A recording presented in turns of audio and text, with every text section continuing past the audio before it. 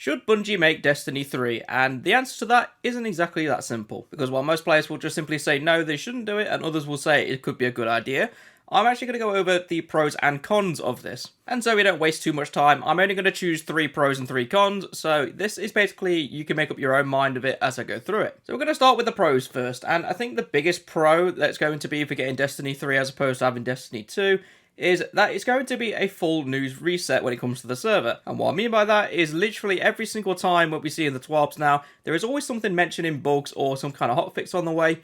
You would basically be starting off fresh, so there won't be that many bugs compared to what we have already. It'll effectively give Bungie a clean slate to start off with, and you could basically build the entire game up from the ground again. The only slight fear I'd have with this kind of pro though is that if they do start the game from the ground up again, the first season needs to have a lot of content in it to make up for the fact that we've just lost a ton of content from Destiny 2. Whether that would be that they bring out Destiny 3 with a full campaign experience alongside a DLC campaign experience, and then 3 dungeons and 3 raids on top of that, or just have the first season being a completely narrative experience where there is something new to do every single week. Because I'm going to be honest, if they did Destiny 3 and didn't have a substantial content drop for the game, then it will probably die very quickly. But the second pro actually ties into the story content, because with us coming up to the end of Destiny 2's lifetime, with Lightfall coming around, they could effectively cap the game off and then leave it as that, whilst they move on to Destiny 3 and start an entirely new storyline that could have a few twists linking back to 2, but ultimately is his own game. Because I think that's actually one of the things that they did wrong when it came to transitioning from Destiny 1 to Destiny 2.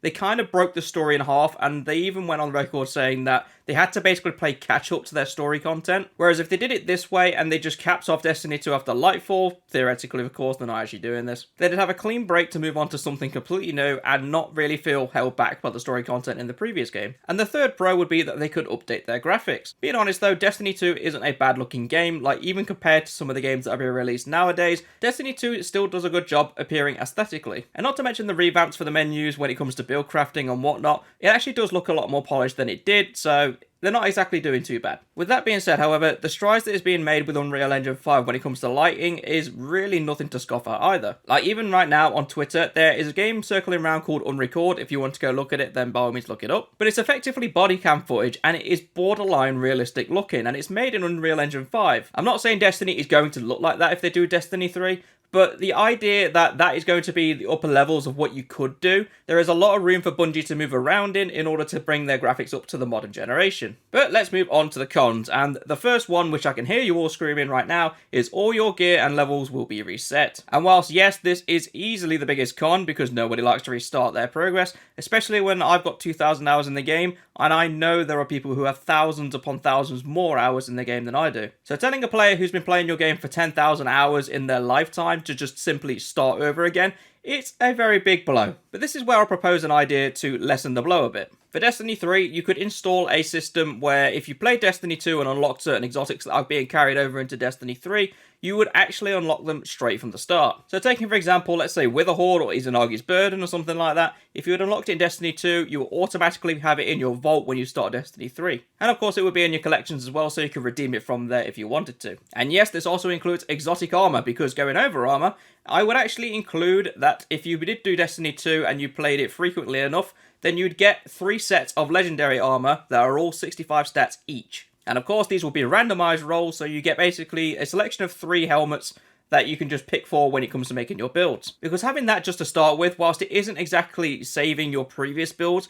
it is giving you a head start in order to get your build that you want. And of course, with the exotic armor pieces, you will have 1 of each that will be sitting in your vault. Again, that is 65 stat, completely random rolled. But when it comes to crafted weapons or your god raw weapons, unfortunately, these are going to have to go. And there is 2 reasons for that. 1, it is going to be incredibly hard to port over every single weapon from Destiny 2 into Destiny 3, never mind giving each player their exact kind of rolls and exact levels for their weapons as well. So it makes a lot of sense to start off with just the basic weapons and actually build your arsenal up again, because that will give you a very big incentive to actually play the game again. The second con will actually come from all the content that is currently in Destiny 2, because as you can imagine, this won't be carried over into Destiny 3. So basically every single DLC or season that was purchased basically just goes poof into the air, and you have to start over fresh with whatever the story content is for the first season. This also includes them removing all the raids and dungeons as well, which is a vague downside, but as I mentioned in the pro, a way to mitigate this in a way would be for them to introduce 3 brand new dungeons and 3 brand new raids for players to do straight off the bat. And even then, it's not like they're closing the door forever on the raids that were put in Destiny 2, because as we've seen in Destiny 2,